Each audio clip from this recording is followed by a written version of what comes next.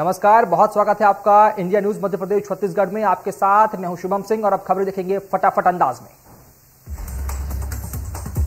किसानों के हित में करते रहेंगे काम, पीएम मोदी का बड़ा ऐलान। एमएसपी और प्रभावी बनाने के लिए बनेगी कमेटी।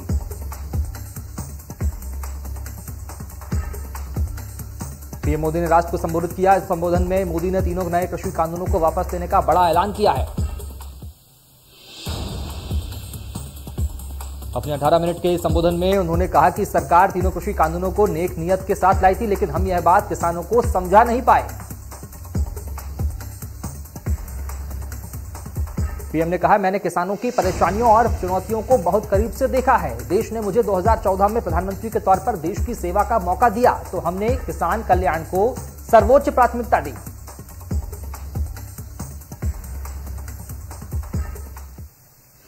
बहुत लोग अनजान हैं कि देश के 100 में से 80 किसान छोटे किसान हैं। उनके पास 2 हेक्टेयर से भी कम जमीन है। उनकी संख्या 10 करोड़ से भी ज्यादा है। उनकी जिंदगी का आधार यह छोटी सी जमीन का टुकड़ा ही है, पीएम ने कहा है। पीएम मोदी ने कहा कि ये किसान इसी जमीन से अपना परिवार का गुजारा करते हैं, इसलिए देश के छोटे किसानों की परेशानियों को दूर करने के लिए बाजार, बीमा, बीज और बचत पर चौतरफा काम किया है हमने। पीएम मोदी ने देशवासियों को आज देव दीपावली और गुरु नानक देव जी के पावन प्रकाश पर्व की सभी को शुभकामनाएं दी है।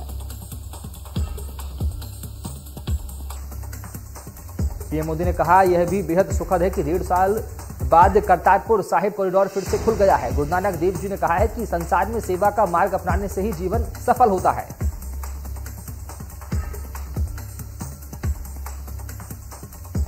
और 3 नए कृषि कानूनों को वापस लेने के ऐलान पर महाराष्ट्र सरकार में मंत्री नवाब मलिक ने कहा, आज से तीनों कृषि कानून इस देश में नहीं रहेंगे। एक बड़ा संदेश देश में गया है। नवाब मलिक ने कहा, देश एकजुट हो तो कोई भी फैसला बदला जा सकता है। चुनाव में हार के डर से प्रधानमंत्री ने तीनों कृषि कानूनों को वापस लिया है। किसानों की जीत देशवासियों की जीत है।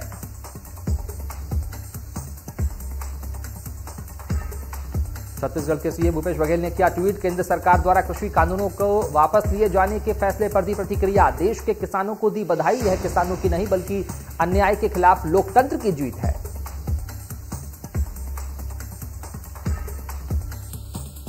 सीएम भूपेश बघेल ने लिखा, गांधीवादी आंदोलन ने एक बार फिर अपनी ताकत दिखाई। केंद्र सरकार को तीनों काले कानूनों को वापस लेने पर बाध्य करने के लिए देश के किसानों को बधाई।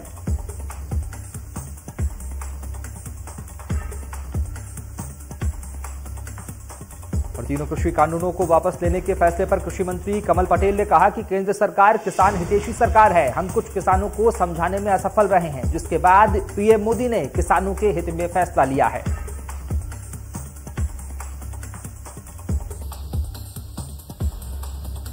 केंद्र सरकार के फैसले पर राहुल गांधी का ट्वीट। कहा, देश के अन्नदाता के सामने अहंकार का सर झुका। अन्नदाता ने अपने सत्याग्रह से अहंकार का सर झुका दिया।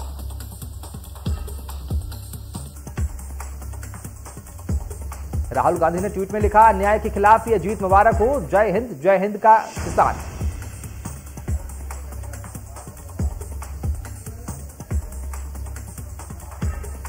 केंद्र सरकार के फैसले पर पीसीसी चीफ कमलनाथ ने ट्वीट कर दी प्रतिक्रिया। कहा, कृषि कानूनों को वापस लेने के फैसले का स्वागत करते हैं। आंदोलन के दौरान 600 से ज्यादा किसानों की मौत हुई।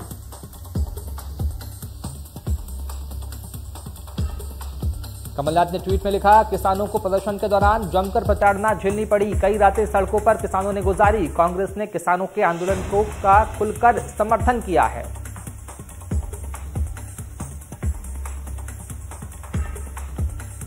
केंद्र सरकार के फैसले का किसान संगठनों ने किया स्वागत। किसान नेता राकेश टिकैत ने ट्वीट कर लिखा, किसान आंदोलन तत्काल वापस नहीं होगा क्योंकि दूसरे मुद्दों पर भी बात जरूरी है। राकेश टिकैत ने ट्वीट कर कहा, हम उस दिन का इंतजार करेंगे जब कृषि कानूनों को संसद में रद्द किया जाएगा। सरकार एमएसपी के साथ साथ किसानों के दूसरे मुद्दों पर भी बातचीत करेगी।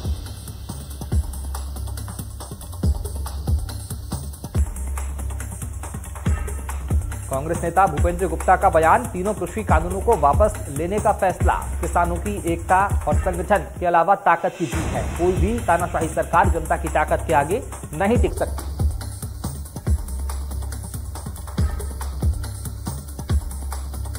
भूपेंद्र गुप्ता ने कहा, राहुल गांधी बधाई के पात्र हैं कि वह बीजेपी के प्रोपेगेंडा, चरित्र हनन और किसानों को आतंकवादी ठहराने तक के निंदा अभियान के खिलाफ डटे रहे।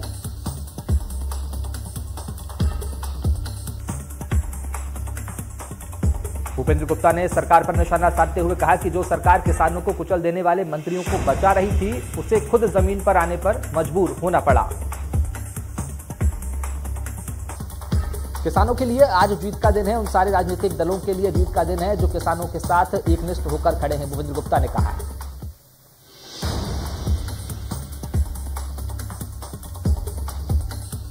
और मोदी सरकार तीनों कृषि कानून वापस लेने पर शाजापुर जिले के 2 कांग्रेसी विधायकों ने सरकार पर सवाल खड़े किए। तीनों कृषि कानूनों को किसानों की जीत बताया।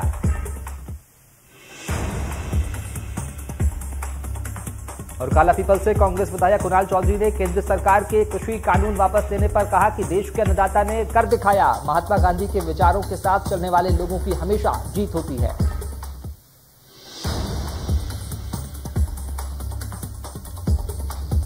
उन्होंने कहा कि ये जीत उस अहंकार के खिलाफ है जो इस देश की तानाशाह सरकार में आ चुकी थी। किसान क्या चाहते हैं, इस पर प्रधानमंत्री को सोचने में 350 दिन लग गए।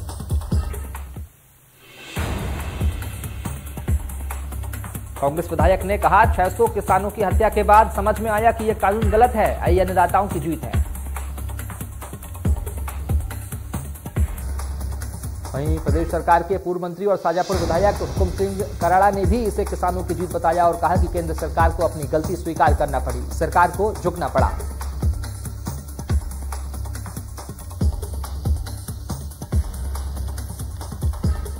छत्तीसगढ़ शासन में कृषक कल्याण संघ के अध्यक्ष सुरेंद्र शर्मा ने अपनी प्रतिक्रिया जाहिर की है। कहा कि बीजेपी को उपचुनाव में मिली करारी हार से स्पष्ट हो चुका है कि उनका जनाधार अब समाप्त हो गया है।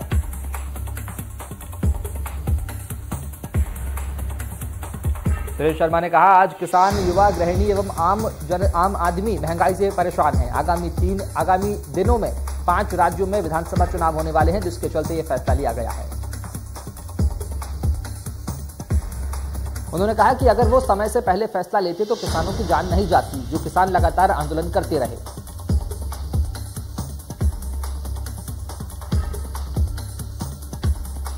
भोपाल में तीनों कृषि कानून वापस लिए जाने के फैसले के बाद कांग्रेस कार्यालय के बाहर जमकर आतिशबाजी की गई।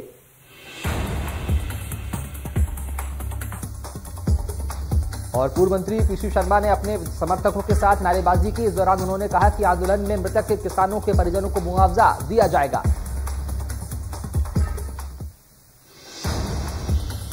विधायक पीसी शर्मा ने कहा कि तीनों कृषि कानून जरूर वापस ले लिए गए हैं, लेकिन अभी कई और मांगों को पूरा किया जाना बाकी है।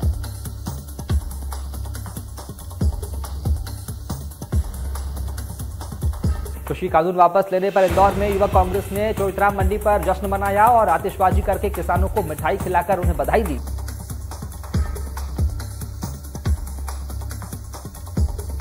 मुख्यमंत्री भूपेश बघेल ने कार्तिक पूर्णिमा के अवसर पर सुबह खारून नदी में कार्तिक पूर्णिमा का स्नान किया। सीएम ने रायपुर के महादेव घाट पर स्नान के बाद प्रदेशवासियों की सुख समृद्धि की कामना भी की।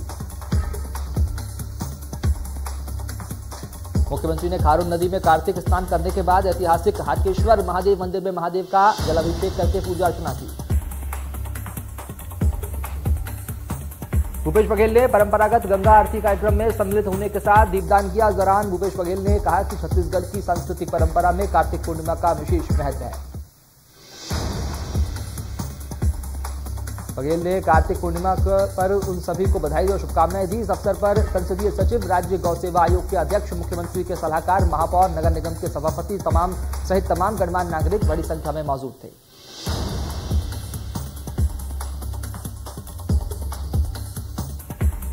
Madhya Pradesh where housing corporation logistic के अध्यक्ष राहुल सिंह लोधी बांदकपुर पहुंचे, जहां पर उन्होंने भगवान का विधि विधान के साथ में और मंत्रोच्चार के साथ पूजा अर्चना की।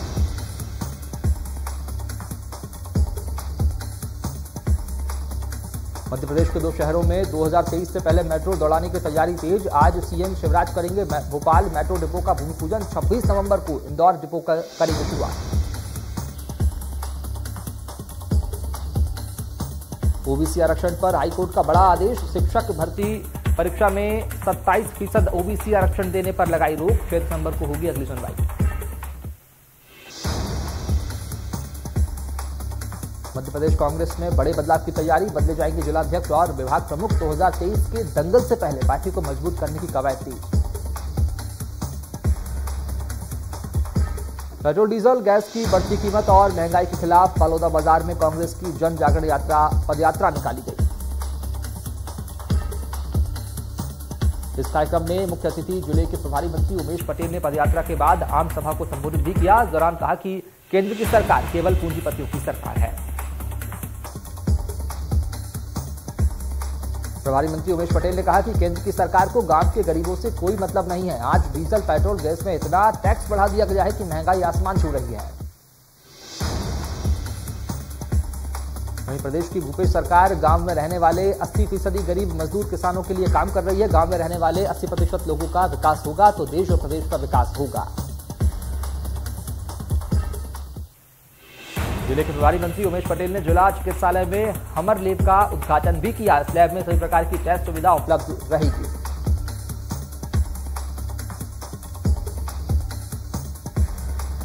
अत्याधुनिक मशीन के द्वारा मरीजों का टेस्ट किया जाएगा और तत्काल उसकी रिपोर्ट उपलब्ध कराई जाएगी। इससे पहले दूसरे जिले पर निर्भर रहना पड़ता था। दमोह में गुरु नानक देव की जयंती के अवसर पर सर्व सिख समुदाय ने विधिवत कार्यक्रमों का आयोजन किया। आज सिख समाज ने पंचों के साथ धूमधाम से नगर संकीर्तन निकाला।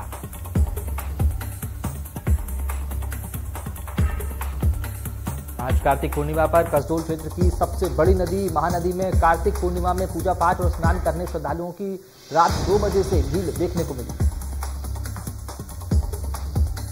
स्नान से पहले श्रद्धालु नदी के तट पर बने भगवान शंकर के मंदिर पर पूजा पाठ, दान पुण्य करके मंगल की कामना करते नजर आए। प्राचीन काल से ही कार्तिक पूर्णिमा के दिन नदी में स्नान दान और पुण्य का महत्व रहा है।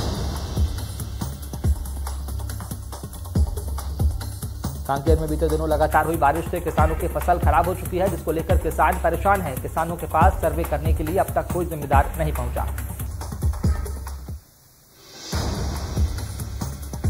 बैतूल में आज सुबह हमलापुर के पास सड़क हादसा हुआ। दर्दनाक सड़क हादसे का फुटेज भी सामने आया है। फुटेज में बाइक सवार पेट्रोल पंप से निकला और उसकी बाइक स्लिप कर गई। पीछे से आ रहे ट्रक ने बाइक को कुचल दिया, जहां युवक की इलाज के दौरान दर्दनाक मौत हो गई।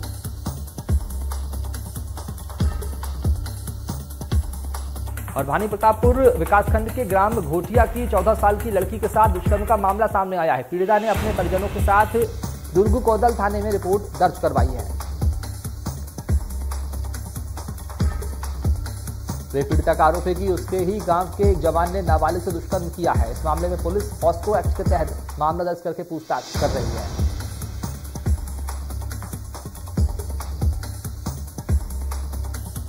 गुना जिले के आरोन में गुरुवार को 3 स्कूली छात्राओं को अपहरण करने के प्रयास का सनसनीखेज मामला सामने आया है। घटना आरोन कस्बे के सिरोंज रोड पर हुई। तीनों स्कूली छात्राएं अपने घर की ओर लौट रही थी, तभी बाइक पर सवार 2 अज्ञात युवक आए और छात्राओं को घर छोड़ने के नाम पर उनका अपहरण करने का प्रयास करने लगे। राहगीरों की मदद से दोनों युवकों को पकड़ लिया गया। कटघोरा नगर में बन रहे गौरव पथ रोड निर्माण का काम लंबे वक्त से बंद पड़ा हुआ है। उसको तत्काल शुरू करने को लेकर आज स्थानीय नगर पालिका कार्यालय के सामने बीजेपी ने धरना प्रदर्शन किया।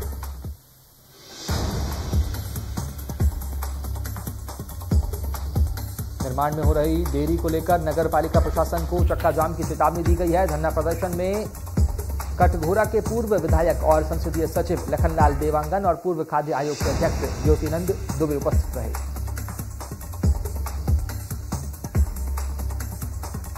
बेमेतरा पुलिस ने एक ट्रक से करीब 25 लाख रुपए नकद बरामद किए हैं। मुखबिर की सूचना पर पुलिस ने बेमेतरा से लगभग 6 किलोमीटर दूर टोल प्लाजा के पास नाकेबंदी की और ट्रक को धर दबोचा।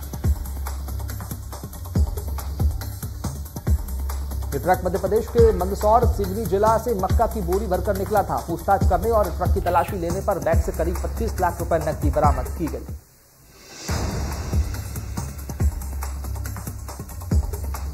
झांसी की रानी लक्ष्मीबाई की जयंती आज। झांसी की रानी लक्ष्मीबाई की जयंती हर साल 19 नवंबर को पूरे देश में धूमधाम से मनाई जाती है।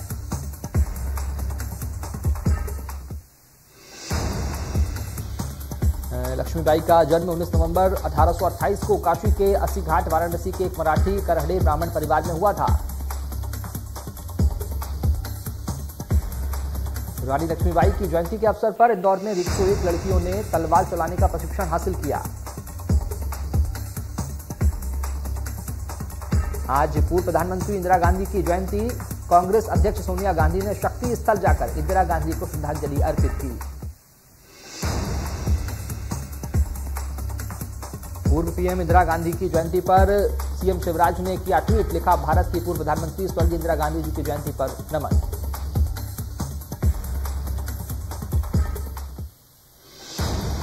गुरु नानक देव जी के प्रकाशोत्सव पर सीएम शिवराज ने किया ट्वीट, लिखा श्रद्धेय गुरु नानक देव जी के प्रकाशोत्सव गुरु पूरब पर कोटूशह नमन।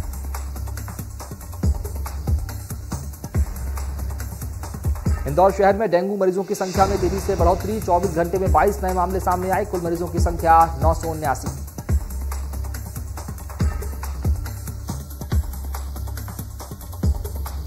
केंद्रीय स्वास्थ्य मंत्रालय के मुताबिक भारत में 24 घंटे में 11,106 नए मामले सामने आए। इस दौरान 12,779 लोग डिस्चार्ज भी हुए, जबकि 459 लोगों की मौत हो गई।